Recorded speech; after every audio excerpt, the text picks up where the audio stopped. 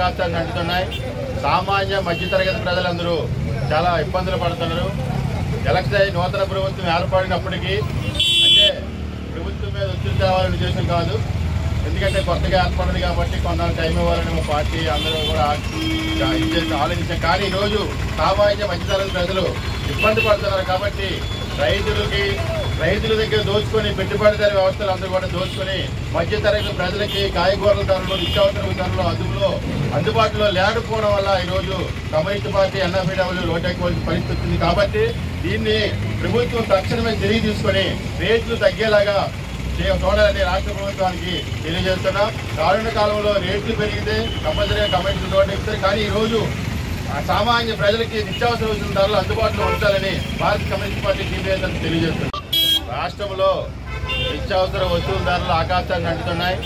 సామాన్య మధ్యతరగతి ప్రజలందరూ చాలా ఇబ్బందులు పడుతున్నారు.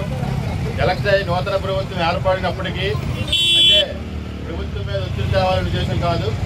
ఎందుకంటే కొత్తగా ఏర్పడింది కాబట్టి కొంత టైం ఇవ్వాలని మా పార్టీ అందరూ కూడా ఆలోచించాం. కానీ ఈరోజు సామాన్య మధ్యతరగతి ప్రజలు ఇబ్బంది పడుతున్నారు కాబట్టి రైతుల దగ్గర దోచుకొని పెట్టుబడిదారు వ్యవస్థలు అందరూ కూడా దోచుకొని మధ్యతరగతి ప్రజలకి కాయగూరల ధరలు నిత్యావసర ధరలు అందుబాటులో లేకపోవడం వల్ల ఈరోజు కమ్యూనిస్ట్ పార్టీ ఎన్ఎఫ్డబ్ల్యూ లోటెక్కోవాల్సిన పరిస్థితి వచ్చింది. కాబట్టి దీన్ని ప్రభుత్వం తక్షణమే తిరిగి తీసుకొని రేట్లు తగ్గేలాగా చూడాలని రాష్ట్ర ప్రభుత్వానికి తెలియజేస్తున్నాం. రానున్న కాలంలో రేట్లు పెరిగితే కంపల్సరీగా కమ్యూనిస్ట్ లోటెక్కుతారు. కానీ ఈరోజు సామాన్య ప్రజలకి నిత్యావసర వస్తువుల ధరలు అందుబాటులో ఉంచాలని భారత కమ్యూనిస్ట్ పార్టీ